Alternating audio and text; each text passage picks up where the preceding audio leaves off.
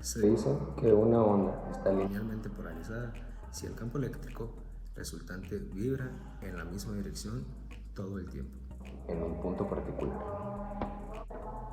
La dirección de polarización de cada onda individual está definida por la dirección en que el campo eléctrico está vibrando.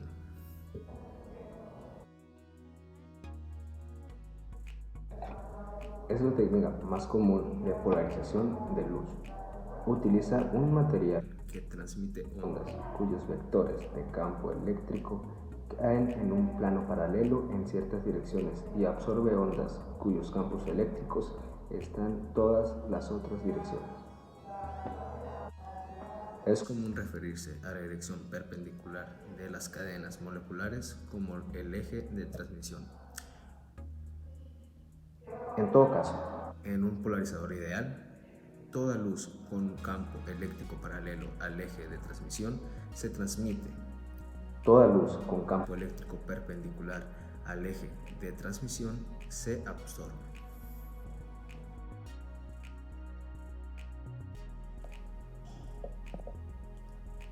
La ley de Malus, llamada así en honor al físico francés Étienne-Louis Malus.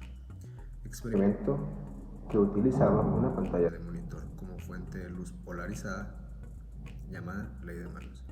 Se utiliza como fuente de luz polarizada una pantalla plana de televisor o monitor de computadora en pantalla blanca, por ejemplo, con libreta de notas vacías.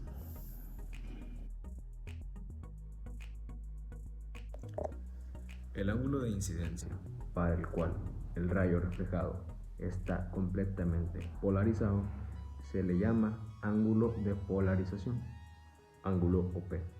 La ley de Brewster relaciona el ángulo de polarización con el índice de refracción del material. En estas dos siguientes fotos observamos lo que es la polarización por reflexión de un rayo parcialmente polarizado y un rayo completamente polarizado. En el rayo parcialmente polarizado incide una luz sin polarizar en la superficie reflectora. El rayo reflejado es parcialmente polarizado. El rayo refractado está polarizado parcialmente. En la siguiente foto tenemos el rayo completamente polarizado que incide luz sin polarizar en la superficie reflectora. El rayo reflejado es totalmente polarizado. El rayo refractado es perpendicular al rayo reflejado y el ángulo de incidencia es el ángulo de Brewster. Vamos a explicar lo que es un ejercicio de reflexión en la superficie de una alberca. La luz del sol se refleja en la superficie lisa de una alberca sin personas en su interior. Inciso A. ¿Con qué ángulo de reflexión se polariza completamente la luz? Inciso B. ¿Cuál es el ángulo correspondiente de refracción para la luz que se transmite, se refracta en el agua? Inciso C. De noche se enciende un reflector subacuático en la alberca. Repite los incisos A y B para los rayos del reflector que llegan a la superficie desde abajo. Como en el ejercicio anterior nos los estaba diciendo, tenemos lo que es el día y la noche. Para el día se tiene un inciso A. Para sacar el ángulo OP o ángulo de Brewster, sacas el arco tangente de NB sobre NA. Esto te queda un igual arco tangente de 1.33, que es el del agua, entre 1, que es el del aire. Esto te da un ángulo de 53.1 grados. Ángulo B es la suma de ángulo P y ángulo B da igual a 90. Entonces, despejando, el ángulo B es igual a 36.9 grados.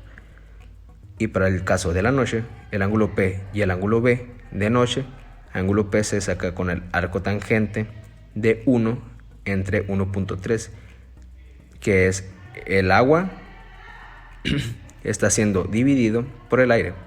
y esto da igual a un 36.9 grados. Y el ángulo B se saca de igual manera con la resta de 90 grados menos el ángulo de Brewster o ángulo P. Esto es igual a 53.1 grados. O sea, está invertido.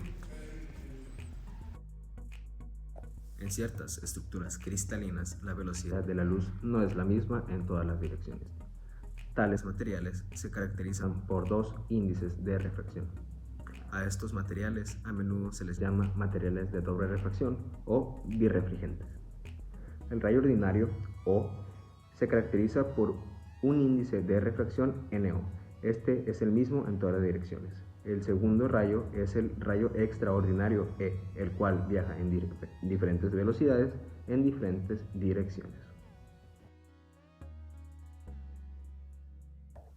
La fotoelasticidad es una técnica experimental para la medición de esfuerzos y deformaciones. Se basa en el uso de luz para dibujar figuras sobre piezas de materiales isótropos, transparentes y continuos, que están siendo sometidas a un esfuerzo. La dispersión es un proceso en el que la radiación electromagnética, incluida la luz, se dispersa mediante un pequeño volumen esférico de índices de refracción variables, como una partícula de una burbuja, una gota o incluso una fluctuación de densidad. Y por último, la actividad óptica. Ciertos materiales despliegan una actividad óptica. Se dice que un material es ópticamente activo si hace girar el plano de polarización en cualquier luz transmitida a través del mismo.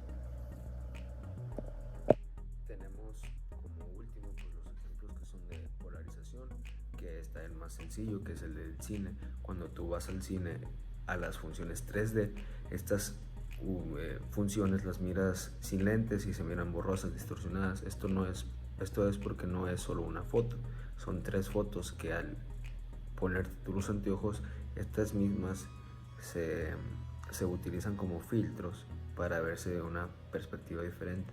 También la polarizado de los carros, de los anteojos, también se usan para otro tipo de cosas, para quitar luz que tú no deseas, por ejemplo, en el caso de los carros, y para también quitar luz que te llegue a molestar en los ojos, en la vista, en el caso de las gafas, de los anteojos.